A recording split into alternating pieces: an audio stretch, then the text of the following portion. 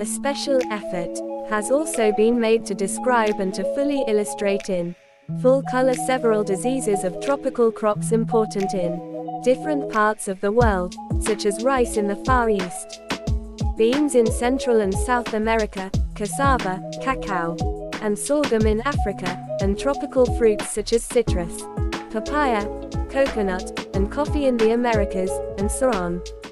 Instructors can pick and choose to study, in the classroom and, if possible, in the laboratory, whatever diseases of whichever crops they deem most significant for the particular area and for the ever-shrinking world we all live in. The overall arrangement of this edition is similar to that of previous editions. However, all aspects of the book have been thoroughly updated and illustrated.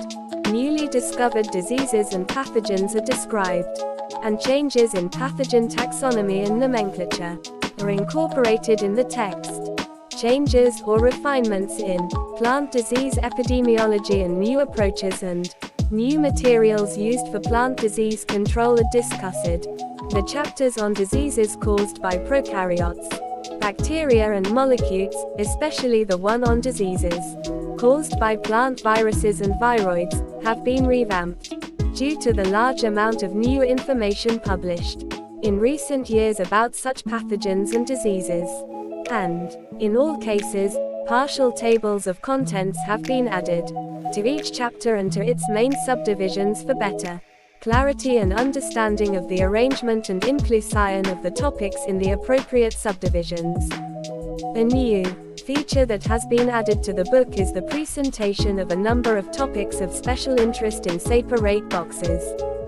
In these, the various topics are approached from a different angle and highlight the importance of the topic, whether it has historical, political, or scientific significance. Special attention has also been given to highlighting the historical developments in plant pathology and the scientists or others who contributed significantly to these developments.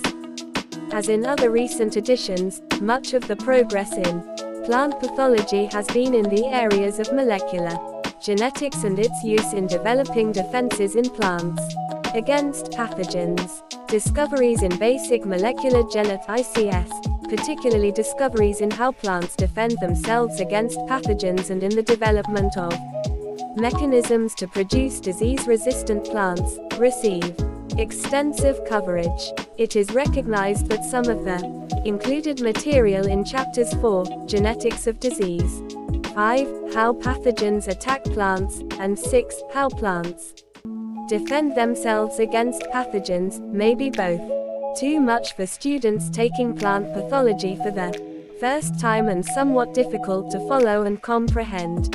However, the importance of that material to the future development of plant pathology as a science, and its potential future impact on control of plant diseases is so great that its inclusion is considered justified, if only to expose and initiate the students to these developments.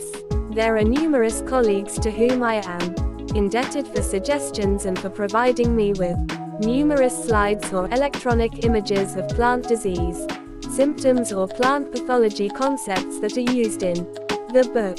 The names are listed in the legends of the figures they gave me and in the list of photo credits. I would particularly like to express my sincere appreciation and thanks to Dr.